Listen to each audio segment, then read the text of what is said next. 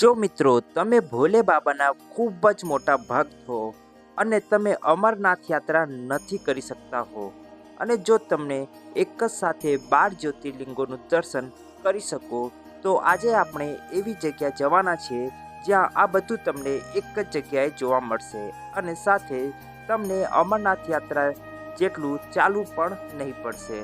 તો ચાલો મિત્રો આપણે આ વિડીયોની શરૂઆત કરીએ। નમસ્કાર મિત્રો, તો આજે આપણે આવી પહોંચ્યા છે ગુજરાતના અમદાવાદ પાસે આવેલ અમરનાથ ધામમાં દર્શન કરવા માટે। તો આ અમરનાથ યાત્રા અમદાવાદથી ફક્ત 50 કિલોમીટર દૂર અને ગાંધીનગરથી 24 કિલોમીટર દૂર અમરાપુર ગામમાં આવેલું છે। જો તમે અહીંયા આવવા ઈચ્છતા હો તો આનો એડ્રેસ હું તમને ડિસ્ક્રિપ્શનમાં મૂકી દઈશ। મિત્રો, મહાદેવના દર્શનની વાત આવે ત્યારે શિવ ભક્તોના મનમાં સૌથી પહેલા અમરનાથ યાદ આવે છે।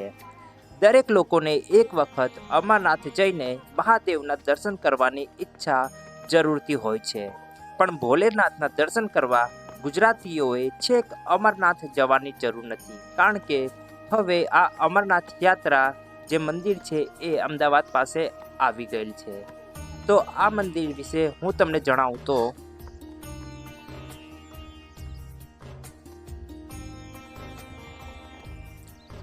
મિત્રો, આ મિની અમરનાથ ધામની સ્થાપના વર્ષ 2003માં કરવામાં આવી હતી। આ અમરનાથ ધામનું ઉદ્ઘાટન હાલના પીએમ અને પૂર્વ સીએમ નરેન્દ્રભાઈ મોદીએ કર્યું હતું। મિની અમરનાથમાં બાબા બર્ફાનીના દર્શન સુધી પહોંચવા માટે ટોટલ 100 સીડીઓ બનાવવામાં આવી છે, સાથે એક પથ્થરની ગુફાનું પણ નિર્માણ કરવામાં આવ્યું છે। તો તે આપણે અત્યારે સીડીથી ઉપર ચડ્યા પછી આપણને એના દર્શન થશે।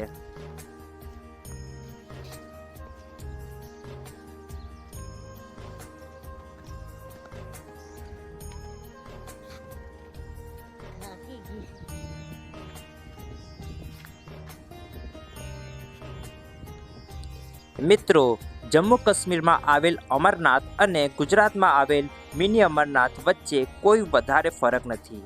કાશ્મીરમાં આવેલ અમરનાથના શિવલિંગમાંથી જે શ્વેત ભસ્મ નીકળે છે તેને ગુજરાતમાં લાવીને મિની અમરનાથમાં એનું પૂજન કરીને શિવલિંગ નીચે સ્થાપના કરવામાં આવી છે।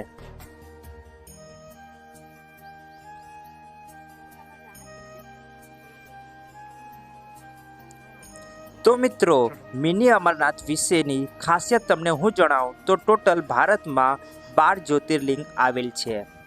મિની અમરનાથમાં કાશ્મીરમાં આવેલ અમરનાથ સહિત બીજા દરેક જ્યોતિર્લિંગના દર્શન પણ આપણે અહીંયા કરી શકીએ છીએ।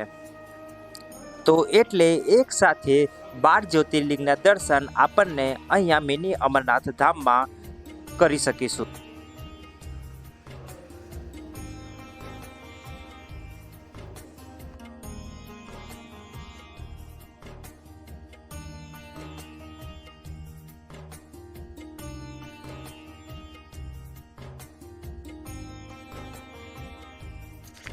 મિત્રો, શ્રાવણ મહિનાના પહેલા સોમવારે અમદાવાદમાં એક કાવડ યાત્રા નીકળે છે અને ભક્તો એક કાવડમાં ગંગાજળ ભરીને અને એ ગંગાજળથી 12 જ્યોતિર્લિંગના શિવલિંગ પર જળ અભિષેક કરે છે।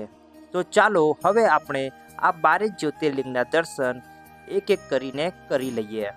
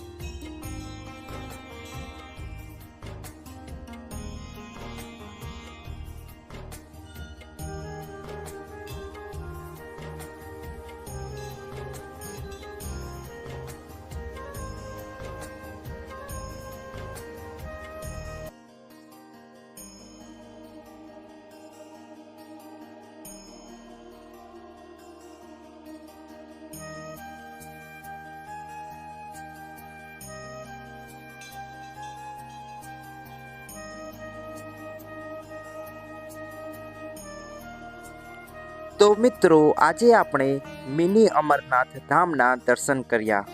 જો તમને આ વિડીયો ગમ્યો હોય તો વિડીયોને લાઈક કરી દેજો અને કોમેન્ટમાં એકવાર જય ભોલે બાબા જરૂરથી લખી દેજો.